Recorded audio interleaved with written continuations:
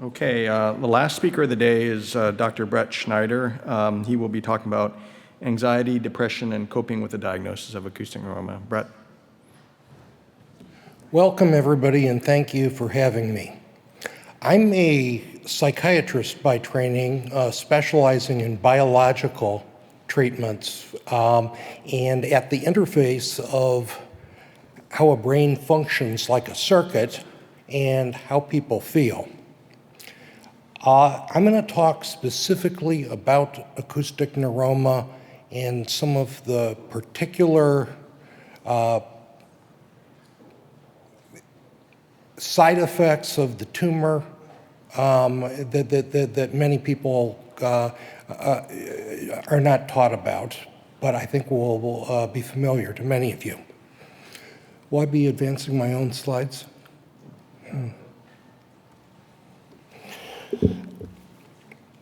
Here are the key points I'm going to go over, is that anxiety and depression are greatly underreported by patients. Patients don't tell their doctor that they're going through this, and it may be because a tumor seems like the cause at hand, but it sets off a chain reaction of feelings and behaviors that we'll go into. And many doctors don't get into the depression, the anxiety. We're also going to talk about fatigue. A real problem with acoustic neuroma that's underappreciated, I think, by the patients themselves as well as the doctors. And the anxiety, the depression, and the fatigue can make other symptoms worse. They pile on top of each other and multiply. But there are specific recognizable symptoms that we're going to cover, which will tell us when you should definitely be bringing the symptoms to a medical professional. And there's a number of ways that we can treat these. So with acoustic neuroma, traditionally psychiatric jargon is they don't like using the word depressive disorder or anxiety disorder when in fact that's what it frequently is. We talk about adjustment disorders because, oh, this traumatic event has happened, therefore this person is just reacting to the event. I'm going to try to argue that this is all part of a biological picture, which is more than a secondary emotional reaction.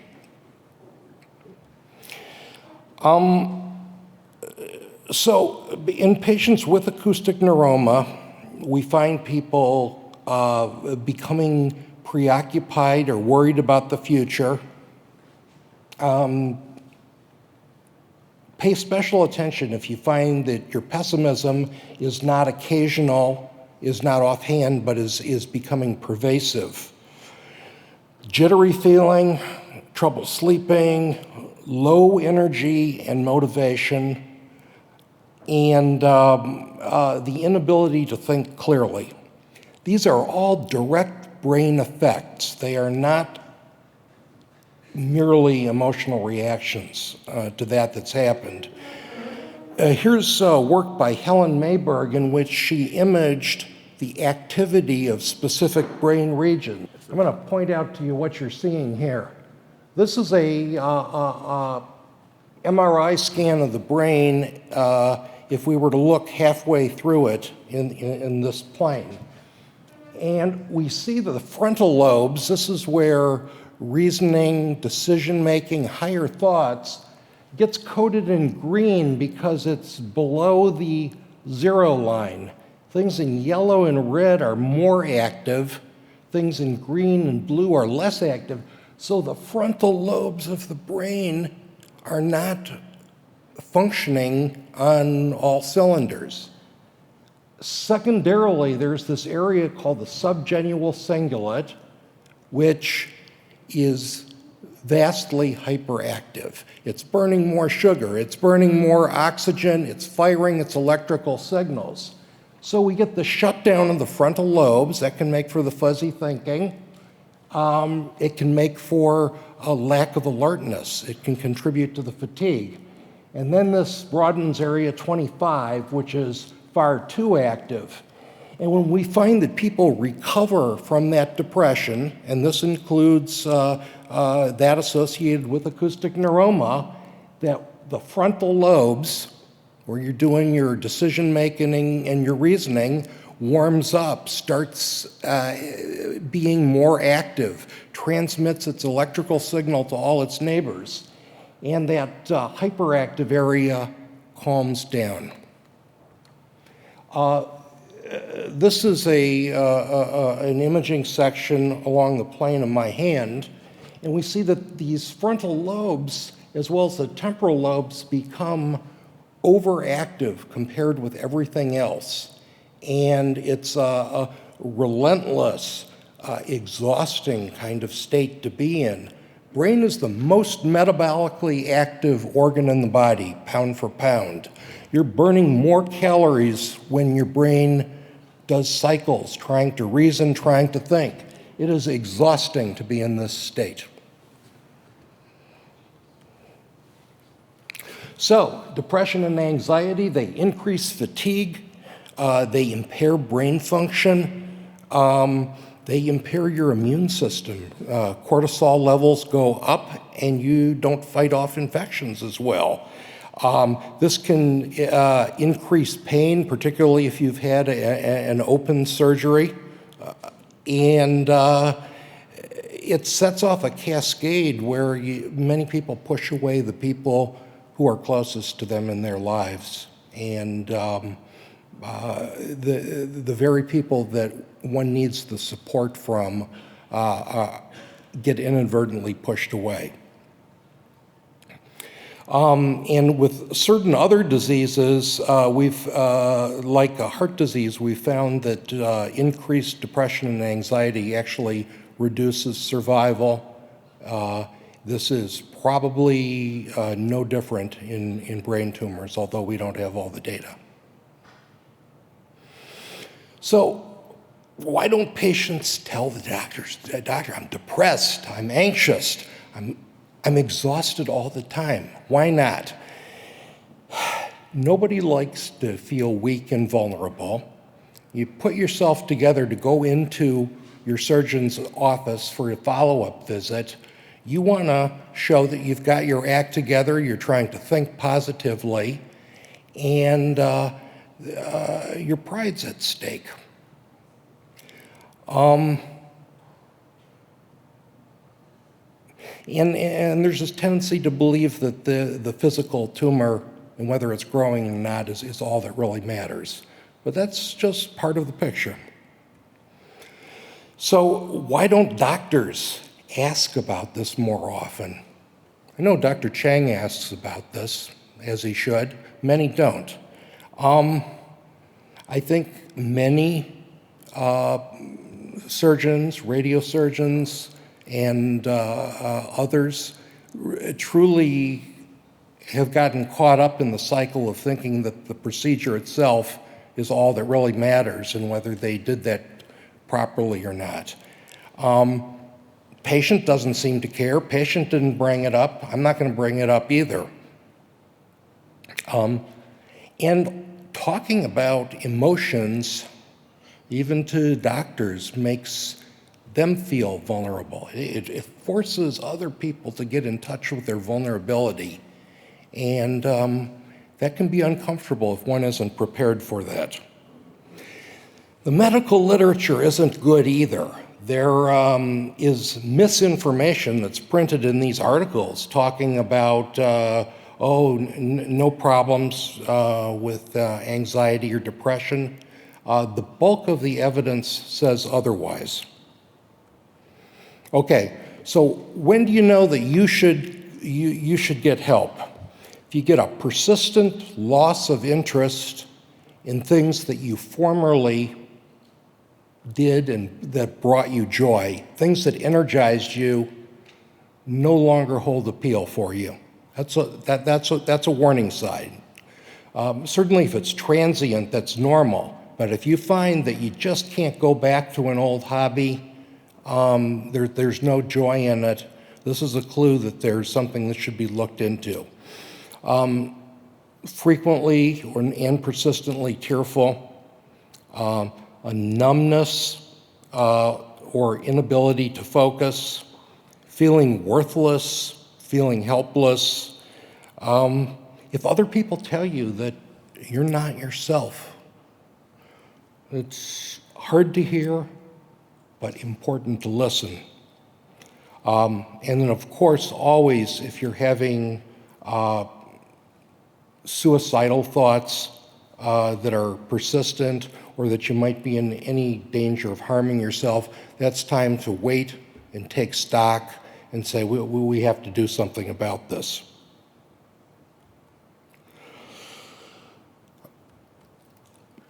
There's been much talk about medications and psychotherapy, and in fact, both are tremendously helpful, but not always in the same person. There are people who get better with talk therapy, and there's people that get better with medicine, and maybe there's crossover between the two. So if you look on average, people receiving a medication get better at about the same rate as those getting talk therapy. But just remember that these aren't necessarily the same people with the same depression, and so you have to approach either or both of those with a mind that changing your mode of therapy may be what it takes. Even in terms of medications, the first antidepressant medication that your doctor gives you, there's only about a 1/3 chance that that is going to lift your depression. You go to the second medication that they try you on, there's about a 25% chance that that will work. Change medications again, and about a 22% chance that that next one will work. So you see, even if medications are ultimately the solution for you, you have to go in with an attitude of patience that we're going to be trying this on, making sure that the side effects are not more problematic than they work, and being willing to go to the next medication if you don't get relief within a few weeks. Okay, there's things that you can do by yourself and in your community, with your family, with your friends, that can make things better. First of all, please stay active. Now, this is hard when you have disequilibrium and some of the activities that you did before might become more difficult. Find a substitute activity that will engage you mentally, will engage you physically. It's so important. Stay connected with pleasurable activities, your hobbies, your loved ones. For many people, meditation is a very useful tool. Some people find biofeedback, where electronic devices are used to let you know when you're effectively changing your brain state. And, of course, psychotherapy. I'd like to just open this up to discussion and see if perhaps some of you could share just a little bit and let me know what's helpful, and let me address your questions. Hi, thank you so much for being here. Just a really quick question, and then I have something I wanted to share. Have you treated an acoustic neuroma patient? Have I treated an acoustic neuroma patient? Yes, indeed. Okay. So when I went through my diagnosis, there was the being shocked I was diagnosed, figuring out what I was going to do, figuring out how it was going to get paid for, and dealing with what happened after treatment or all that period. And there are some parts of your coping skills that were very helpful. But when you're trying to figure out who is going to do your surgery and what kind of surgery you're going to have, that's something that I don't know how those kind of skills, and maybe you can help trace that, how that would help. And number two, when you can't get your insurance company to pay for you, how that stress can be resolved by just all of the exercises. Post-surgery, I get it, and once the decisions are made and just getting into surgery and going in with a great mindset, I get that. But when those decisions have to be made, and I was very lucky that I was able to find a doctor that was patient. Some doctors say, oh, your depression has nothing to do with your tumor, so you need to go see somebody else. And so that's one reason why you were asking why people don't tell their doctors. The whole minimalization of symptoms from some doctors is shocking and horrible. And inappropriate. And inappropriate. So, but I don't know if you can address any of that. Well, I won't pretend that there's a solution in a bottle or in something that someone will say to insurers who don't want to cover an operation that you need.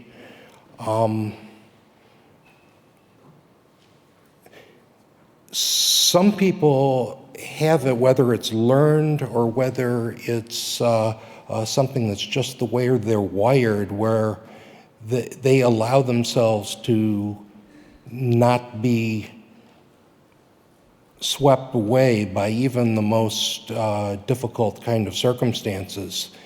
And I think meditation is one attempt to learn those kind of skills. But I don't want to minimize or pretend in any way that this takes away from the problems. Now, there are reasons that a neurosurgeon might want to refer to a psychiatrist, simply because psychiatrists have more experience using these medications. Most physicians will know to prescribe an SSRI like Prozac or Zoloft, and then are not so certain about what next steps would be. So I think you can see good in it when a referral is made, and at least that referral was made. Did you find relief?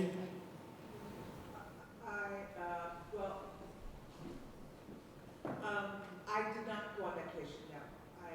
I journaled. That was my therapy. Do you recommend that? Absolutely. All right, journaling. Thank you. I'm curious. You were talking about the biological aspect of the depression. Is it the neuroma that's causing the biology shift, or is it that, I know like for me when I found out, I went into a panic. I felt anxiety and depression. And I thought my depression I thought I was bringing it on myself. I didn't feel like it was the neuroma that was doing it. I just felt that I kind of went neurotic for a while. And then my neurosis Well, that's the old guard way, is to blame it on your emotions as Right. if they did not have a real substrate. Well, and then winter came, and then I always get a little funky around that. But you know, when I went and did a lot of yoga and meditation, and I pulled myself out of it, so I didn't feel like it was a biological thing. So what you were talking about there, I kind of was a little confused. Do neuromas actually change your biological? Has there been studies on that? Your makeup of your... It's not the acoustic neuroma tumor itself in the way it's thought of. It is dealing with the hearing loss and the disequilibrium, the losses that brings, the fear that brings with it, starts a very physical cascade of changes in the cells of the brain. And you know, I understand what you're saying, because, you know, I was also blaming, before I knew I had the neuroma, I was blaming my the fact that I'm getting older because I was losing my balance when I was doing my yoga positions. And I was actually relieved when I found out I had a neuroma, because then I thought, well, maybe I can work with this, and maybe I'm not getting old after all. But I understand everything you're saying. And I mentioned it to my doctor, my primary doctor, and she didn't even react to it. Which I thought was really odd. I told her I was feeling depressed and low energy, and she just kind of looked at me. It was She didn't very want to strange. deal with it, huh? I don't think so. It's Can I- we become invisible as we get older. Thank you for sharing that. Thank you. I just wanted to thank you for what you said, because actually, after I was diagnosed, and I actually related to a lot of the things you said, because, besides the panic and, all of that, I was feeling physically ill, but what I feel is like fatigue all the time, like more fatigue. I'm getting older too, but it makes sense because of, trying to, always in this stress mode of, oh, I didn't hear properly, or the extra energy of trying, having single-sided deafness, and, just the whole thing of a brain tumor. Fatigue is perhaps the most underappreciated consequence of acoustic neuroma. It's maybe straining to listen, to try to understand, having to be on the ball all the time in order to not miss something. It may be the depression kicking in that contributes to that also, in the way we saw with those brain scans. But fatigue is a large source of loss for people. Yes, it was very good to hear this, because then also I was blaming it all on myself, because I dealt with anxiety earlier on, and just sort of feeling very high-strung and thinking, oh, that's why I'm feeling this way. So it was very comforting to hear what you had to say. So thank you. Thank you so much, and thank you. Hi. Hey, one of the things I find that's very difficult, sorry.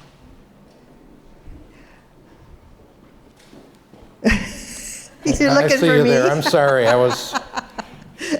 One of the things that I've found to be difficult is trying to figure out, is it fatigue just from the lack of balance, the dizziness, the vertigo, or could it be depression or anxiety? Or does that add to it? It's hard to kind of feel that out.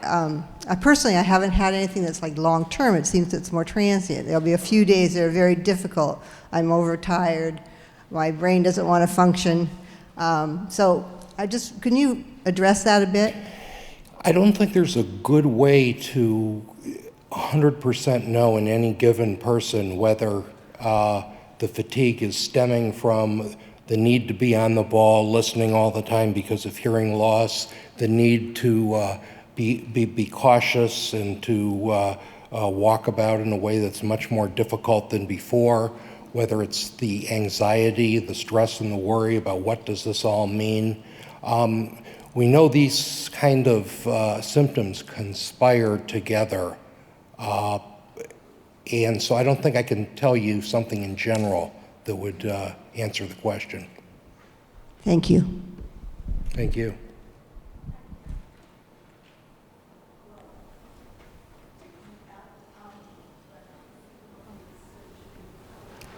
I'm sorry, I can't hear.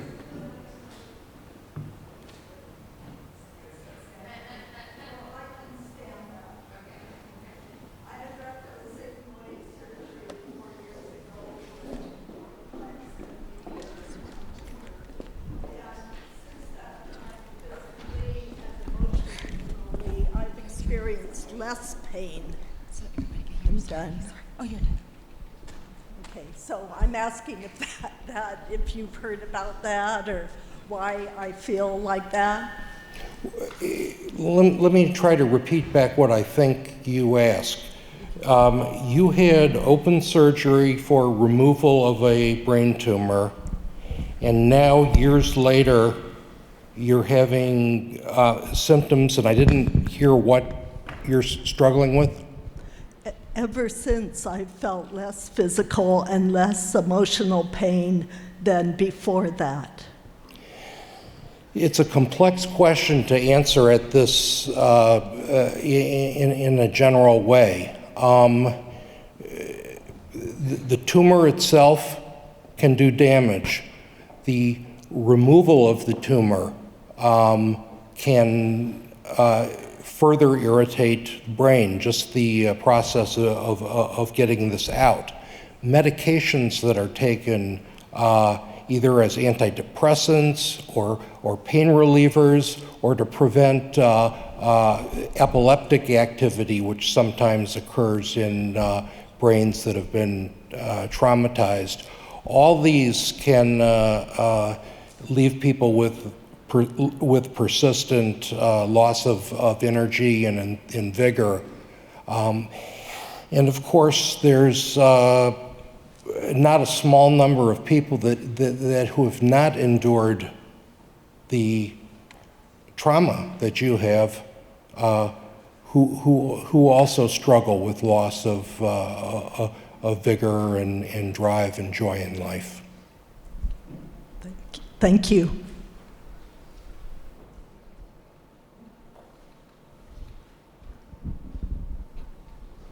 Thank you very much. The preceding program is copyrighted by the Board of Trustees of the Leland Stanford Junior University. Please visit us at med.stanford.edu.